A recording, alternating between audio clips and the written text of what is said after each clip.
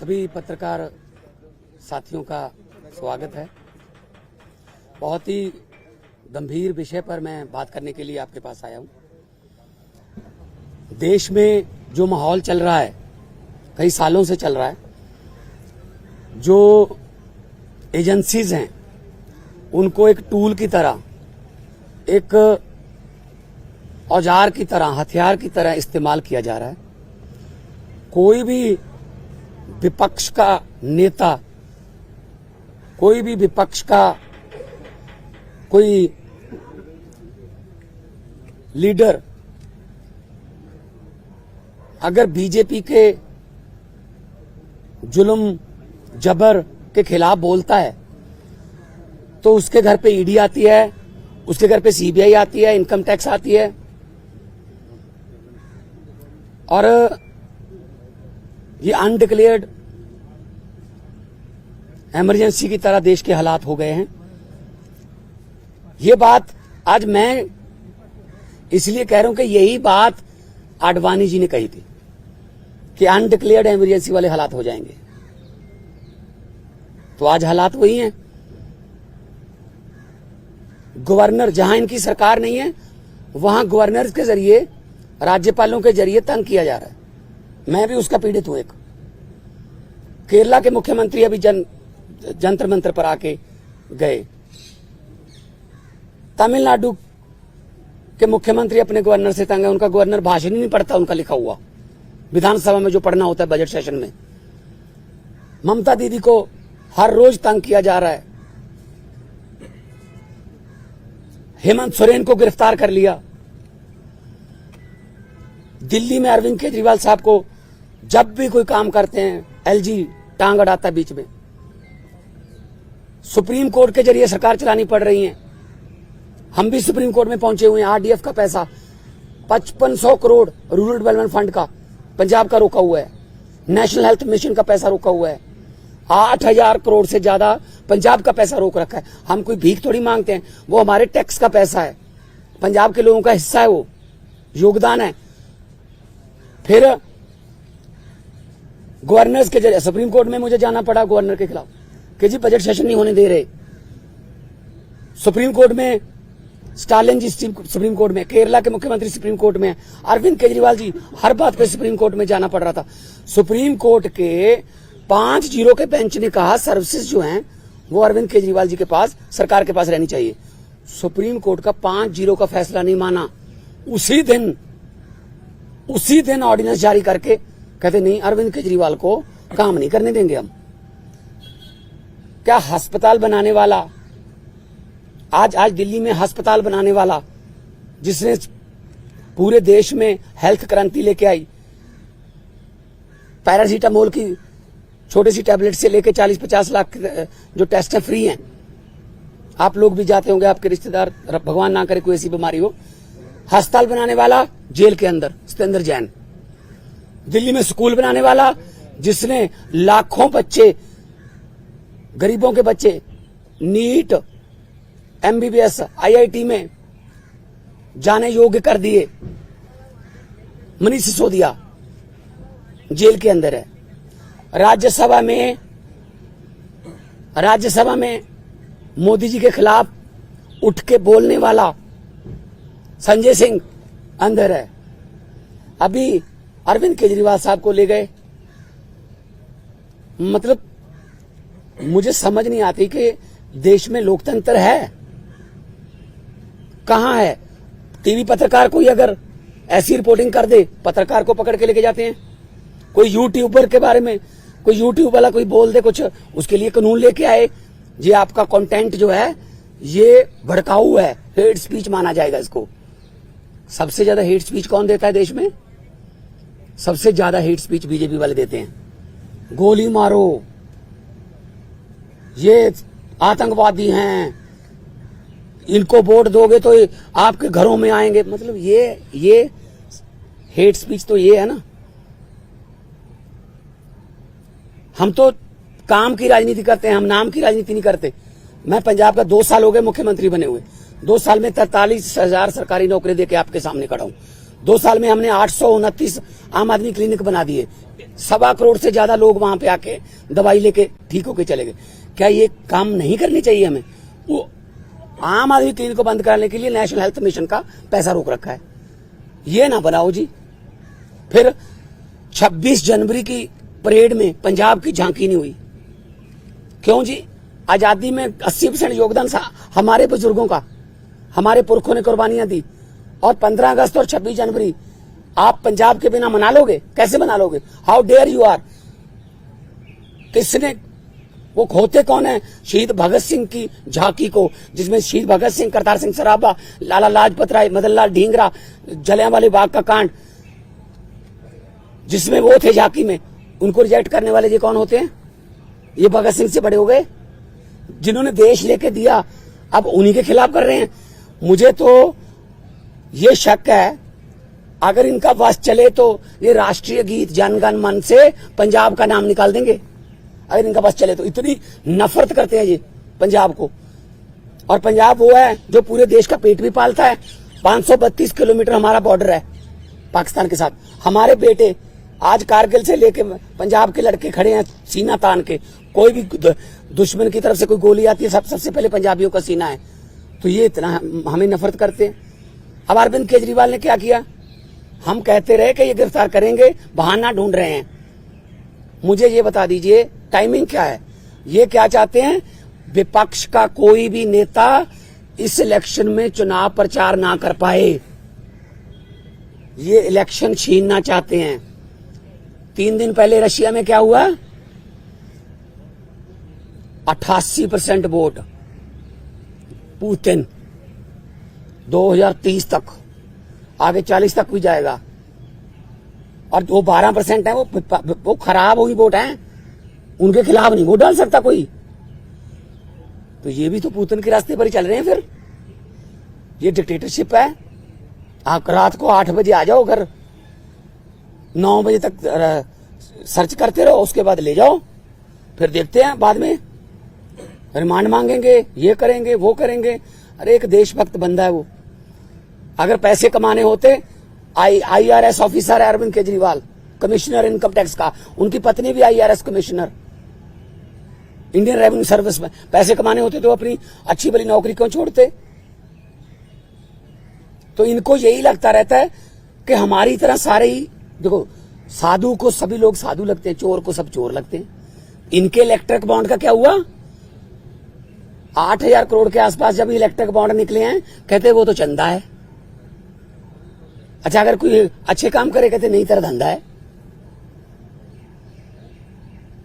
अभी मैं परिवार से मिलके आया हूं, बेटा और बेटी हैं, आगे के एग्जाम देने हैं उन्होंने, किसी मिलने जाना है, कोई किताबें सिलेबस की, उनको बाहर नहीं निकलने दे रहे। रिश्तेदारों के फोन आ रहे हैं, ये पुलिस से परमिशन लेनी पड़ रही है कि सर प्लीज इनको भेज दो अंदर। नहीं जी, 2 बंदों को ही भेजेंगे, ये 4 हैं। हद है। बच्चों का क्या कसूर है जी? उनकी पत्नी का क्या कसूर है जी? तो ये सब कोई इनका किसी, मुझे ये बता दीजिए किसकी मानते हैं ये? सुप्रीम कोर्ट की मानते हैं? नहीं मानते। इलेक्शन कमीशन की मानते हैं? नहीं मानते। CBI की मानते हैं? नहीं मानते। नीति आयोग की मानते हैं? नहीं मानते। ये तो कमाल है। मतलब मैं ही मैं, हर जगह मैं ही मैं। सो ये बहुत ही निंदनीय है। आम आदमी पार्टी अब छोटी पार्टी नहीं है। 10 साल में राष्ट्रीय पार्टी बन गई। 10 साल में 2 राज्यों में हमारी सरकारें हैं। 10 हमारे राज्यसभा के मेंबर हैं, 1 हमारा लोकसभा का मेंबर है, 5 MLA हमारे गुजरात में हैं, 2 MLA हमारे गोवा में हैं, मध्य प्रदेश में सिंगरौली में हमारी मेयर है, और चंडीगढ़ का मेयर हमारा है। और वो तो पता होगा ना चंडीगढ़ का मेयर कैसे बना? फिर वो तो पता ही होगा ना कि ये डेमोक्रेसी है। फिर कैसे गिन रहा था वो? 36 वोट गिनने थे, 36 वोट गिनने थे, 36 वोट, कैमरे लगे हुए थे। कैसे गिन रहा था? ऐसे वोट देख के। जब सुप्रीम कोर्ट गए तो जस्टिस साहब ने कहा कि दिखाइए कहां है वोट। ये वो 8 के 8 वोट उन्होंने वैलिड करार दिए। और पहली बार हुआ है जुडिशियल हिस्ट्री में कि कोई मेयर का नाम सुप्रीम कोर्ट ने जारी कर दिया कि ये मेयर होगा, तो अगर 36 वोट में से 8 वोट खराब कर दिए, मतलब ऑलमोस्ट 25%। मुझे इस बात का कोई हैरानी या खुशी नहीं है कि हमारा मेयर बन गया। मुझे इस बात की बहुत चिंता है कि 36 वोट में से 8 खराब कर दिए। अभी 4 जून को 92 करोड़ वोट गिने जाएंगे, उनमें क्या करेंगे? ये वोट कहीं डलता है, जाता कहीं और है, जीतता कोई और है। ये इन्होंने इलेक्शन को ऐसे समझ रखा है जैसे बस अब हमारा ही काम है। हम कहते रहे, पिछली बार भी अरविंद केजरीवाल जी ने कहा था कि अगर ये आ गए ये संविधान बदल देंगे, और बाबा साहब का, डॉक्टर भीमराव अंबेडकर जी का संविधान बचाना है। अभी जो देश में चल रहा है पूरी दुनिया देख रही है, उसको सबको पता है, लेकिन ऐसे किसी पड़ोसी या किसी विदेशी राष्ट्रपति से कहलवा लेना कि you are the most famous prime minister of the world. और अभी किसानों की समस्या थी, हरियाणा के बॉर्डर पे रोक लिया। पत्रकारों ने मुझसे पूछा, मैंने कहा जी, वो कहते हैं दिल्ली क्यों आते हैं किसान? मैंने कहा जी मोदी जी दिल्ली क्यों आए फिर अहमदाबाद छोड़ के? कहते जीत के आए हैं। मैंने कहा जो जहां जीत के आएंगे वो देश का राज करने के लिए, तो वहीं पे आएगा सारा देश, उनको दिल्ली क्यों नहीं आने देते? मैं लाहौर भेजूं उनको? लाहौर से ज्यादा तारें लगा दी थी, लाहौर वाले बॉर्डर पे पाकिस्तान ने तार नहीं लगाई हुई, हमारे वालों ने लगाई हुई है, उनको क्या जरूरत है? कहते अपनी तरफ लगा लो। तो ये किसानों की समस्या तो हल नहीं करते। टीवी पे ऐड आती है, पापा यूक्रेन और रशिया का युद्ध रुकवा दिया मोदी जी ने। अच्छा, आप उनके युद्ध रुकवा सकते हो, अपने किसानों से बात नहीं कर सकते 200 किलोमीटर? कमाल है, हद है। ये डेमोक्रेसी नहीं है। मैं आपके जरिए, आपके टीवी कैमरों के जरिए करोड़ों लोगों को ये कहना चाहता हूं, आम आदमी पार्टी जो है वो चट्टान की तरह अरविंद केजरीवाल जी के साथ खड़ी है। अरविंद केजरीवाल को तो गिरफ्तार कर लोगे, उसकी सोच को कैसे गिरफ्तार करोगे? अरविंद केजरीवाल एक व्यक्ति नहीं है, अरविंद केजरीवाल एक सोच है। हम चट्टान की तरह उनके साथ, मैं भी अपना काम छोड़ के आया उनके लिए। उन्होंने जब दिया न्योता पूरे देश को कि अच्छी राजनीति करने के लिए मुझे अच्छे बंदे चाहिए, तो मेरे जैसे लोग, अगर मैं आर्टिस्ट था, फेमस आर्टिस्ट था, मुझे क्या जरूरत थी? मुझे भी बीच बीच में गालियां देते रहते हैं, बीजेपी वाले गालियां देते रहे, कांग्रेस। मतलब असल में क्या है, इनको दुख इस बात का है कि आम घरों से बेटे बेटियां जीत कर हमारी कुर्सियों पर क्यों बैठ गए, ये पंगा है। मान साहब, आप कह रहे हैं कि सीएम की पार्टी और सरकार का दिल्ली में क्या होगा? मुख्यमंत्री बदले जाएंगे, पार्टी का चीफ बदले जाएंगे या वही रहेंगे? नहीं, संकट है, नहीं, पार्टी के ऊपर बड़ा संकट है। और कोई संकट नहीं है। पार्टी देखो, हम वो पत्ते नहीं जो शाख से टूट कर गिर जाएंगे। आंधियों को कह दो अपनी औकात में रहें। सो पार्टी कुछ नहीं हुआ, पार्टी और मजबूत होकर निकलेगी। मैं आपको कह रहा हूं कि अरविंद केजरीवाल एक व्यक्ति नहीं, एक सोच है। इतने 10 सालों में देश में करोड़ों केजरीवाल पैदा हो चुके हैं, उनको कहां गिरफ्तार करोगे? कौन आगे बढ़ाएगा भाई? हम लोग सारे बढ़ाएंगे हम मिलके। बीजेपी की तरफ से कहा जा रहा है कि पंजाब में आम आदमी पार्टी टूट जाएगी, यूनिट अलग हो जाएगा, दिल्ली में सरकार गिर जाएगी, इस तरह के स्पेकुलेशंस को। देखो भाई साहब, जब इनको सोचना ही इन्होंने दिन रात यही है, किसकी सरकार गिरानी है, किसकी तोड़नी है, किसके एमएलए खरीदने हैं, अभी तक यही तो करते आए हैं। जहां पे जीतते नहीं वहां खरीद लेते हैं, जहां पे इलेक्शन से नहीं जीते वहां बाई इलेक्शन से जीत जाते हैं। 30 बंदों से इस्तीफा ले लो, फिर बाई इलेक्शन करवा लो, हाउस की संख्या कम करके सुबह 4 बजे गवर्नर को जगा लो कि ओथ करवा, एक बार ओथ करवा। ये तो ट्रंप ने मेरे ख्याल में सलाह नहीं पहले मांगी होगी, वरना ट्रंप को भी पिछली बार ये ओथ दिलवा लेते कि एक बार तू ओथ ले, बाकी बाद में अमित शाह जी को भेज देंगे, वहां ठीक कर लेंगे। देखो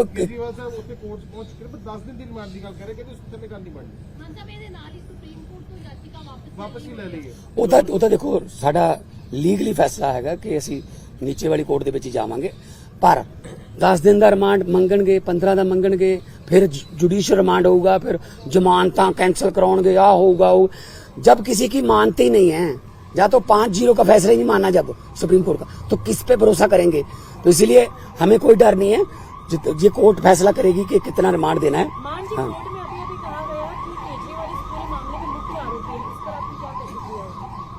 केजरीवाल क्या क्या कहा? असल में बीजेपी को खत्म करने में मुख्य आरोपी वही है। बीजेपी को डर ही वही है कि यार केजरीवाल अगर आ गया ना, ये हमें इससे डर है। उनको कांग्रेस से क्या डर? उनको बाकी पार्टियों की पता नहीं कितने इतनी बड़ी बड़ी फाइलें बना के रखी हुई हैं, झूठी सच्ची बना के रखी हुई हैं। एक ही पार्टी है जिससे बीजेपी को डर लगता है, आम आदमी पार्टी, क्योंकि इतना तेजी से जा रही है आगे। तो इनको लगता है यार ये जहां भी जाते हैं, तो अभी पंजाब में देख लेंगे। पंजाब में हमने कहा है 13-13 जीरो का, अभी दिल्ली में अच्छा जा रहा है, अब कुरुक्षेत्र में, गुजरात में, हम सब जगह पे जाएंगे। तो इसीलिए उनको मुख्य आरोपी लग रहा है। जो भी भारतीय जनता पार्टी के लिए खतरा है वो मुख्य आरोपी है। इंडिया अलायंस के बड़े लीडर्स आज इकट्ठा हो रहे हैं। इंडिया अलायंस के बड़े लीडर्स की मीटिंग है अरविंद केजरीवाल की गिरफ्तारी को लेके। अब वो चिंतित हैं कि पहले हेमंत सोरेन की गिरफ्तारी हुई, अब अरविंद केजरीवाल की हो रही है, तो इकट्ठा स्ट्रैटेजी बनाने की तैयारी में है क्या आप लोग? बिल्कुल बिल्कुल मीटिंग करेंगे। मैं भी उस मीटिंग में जाऊंगा। पहले भी मैं सभी मीटिंगों में जाता रहा हूं, अरविंद जी के साथ जाता रहा हूं मैं, चाहे बेंगलोर हो, मुंबई हो, पटना हो। तो इंडिया अलायंस में जो मीटिंग होगी उसमें, क्योंकि ये मामला अकेला अरविंद केजरीवाल का नहीं है, ये मामला डेमोक्रेसी को बचाने का है, ये मामला लोकतंत्र को बचाने का है। 2 घंटे कल पूरी छानबीन चली है, कहते कि निकल के कुछ नहीं सामने आया, पर फिर भी परिवार ने मान साहब भी दसो परिवार हौसले चाहे। देखो केजरीवाल साहब की जो पत्नी है, उन्होंने कोई पहली बार नहीं ऐसा देखा। रामलीला ग्राउंड से पार्टी निकली, कितने दिन अनशन चलते रहे, जेल में भी पहले जाते रहे। तो ये ऐसी बात नहीं है कि परिवार में कोई शिकन नहीं है। हाँ, लेकिन आम आदमी पार्टी को जो ये कह रहे हैं कि डीरेल कर देंगे, प्रचार नहीं करने देंगे, ये इनकी गलतफहमी है। क्योंकि प्रचार में तो हम दुगना तिगना जो जोश है उसके साथ जाएंगे। और हमारे सभी अभी मैं जाऊंगा अपना गोपाल राय जी से, पंकज गुप्ता जी से, सबसे जो है हमारी पीएसी है, हाई कमांड है, उनके साथ मीटिंग करूंगा। अभी ये आज शाम तक फाइनल कर लेंगे, आज शाम तक फाइनल कर लेंगे। ये इंडिया अलायंस के कौन से नेता दिल्ली आ सकते हैं, मीटिंग करनी है, पीसी करनी है, जो भी हम करेंगे। लेकिन हम इस कितना है, हमारा अलायंस जो है वो बिल्कुल मजबूत है। अलायंस के पूरे साथियों ने विरोध भी किया है, और आने वाले दिनों में और ज्यादा हम इलेक्शन कमीशन को भी लिखेंगे कि एक नेशनल पार्टी के नेशनल कन्वीनर को आप पकड़ के आप उस समय जब प्रचार करने जा रहे हैं, तो ये क्या डेमोक्रेसी हो गई? आपने शिवसेना तोड़ दिया, आपने, है जी, आपने शरद पवार की पार्टी तोड़ दी, ठीक है, आपने जो चाहते हो कि इसको तोड़ दो, इसका चुनाव चिन्ह छीन लो, इसका ये छीन लो। ये छीना छपटी ज्यादा देर नहीं चलती। मैं इतना झूठ चल रहा है देश में, मैंने पार्लियामेंट में भी कहा था, ये क्या कर रहे हैं, ये देश को तोड़ने की बातें कर रहे हैं। ये देश के टुकड़े, असल में टुकड़े गैंग ये हैं जो देश को तोड़ने की बातें कर रहे हैं। मैंने पार्लियामेंट में बोला था कि लंबे सफर को मीलों में मत बांटिए, कौम को कबीलों में मत बांटिए। एक बहता दरिया है मेरा भारत देश, इसको नदियों और झीलों में मत बांटिए। हमारी पार्टी जो है वो बहुत जोश में है, जगह जगह पे आज पूरे देश में विरोध भी किया है। और अरविंद केजरीवाल इस संकट के समय से बड़े नेता बन के उभर के आएंगे। और लोगों को आज पता चल गया कि कैसे ये दमनकारी नीतियां जो इनकी बीजेपी की हैं, कि लोकतंत्र में अगर हम नहीं जीते, जो जीत गया उसको दबा लो, ये चलेगा नहीं। आपके ऊपर में अब ज्यादा जिम्मेदारी आ गई, क्या लगता है कि आप उस भूमिका में होंगे, केजरीवाल जी वाली भूमिका में? नहीं, देखिए पता क्या, मैं पहले भी जाता रहा हूँ, ऐसी कोई बात नहीं है, मेरे लिए कोई नई बात नहीं है। अरविंद जी मेरे पे बहुत, मेरे बड़े भाई हैं, वो बहुत यकीन करते हैं, और जाएंगे जहां भी हमें मौका मिलेगा। आने वाले दिनों में गुजरात भी जाऊंगा, कुरुक्षेत्र भी जाऊंगा। आने वाले दिनों में जहां मुझे पार्टी ने कहा मैं जाऊंगा। मैं पार्टी का वफादार सिपाही हूँ। पंजाब की सरकार पे जो असर पड़ेगा इस चीज का, मान साहब सारी जिम्मेदारियां बड़ी यार भाजपा दी किन्नियां सीटां ने पंजाब च दसी, किन्नियां ने दस दो हैं? 2। अब 117 में से 2 हैं। 92 वालों को सवाल पूछ रहे हो आप कि भाजपा कहती है ये होगा। ये ख्याली पलावा उनके। ये आम आदमी पार्टी के जो हमारे एमएलए है ना, वो बिकाऊ नहीं है। बिकाऊ कीमत उसकी लगती है जो मंडी में हो। हमारा जो एमएलए हैं, हमारे जो पार्टी के वॉलंटियर हैं, वो बिकाऊ नहीं है, वो मंडी में ही अवेलेबल नहीं है। कीमत क्या लगाओगे उनकी? खड़ी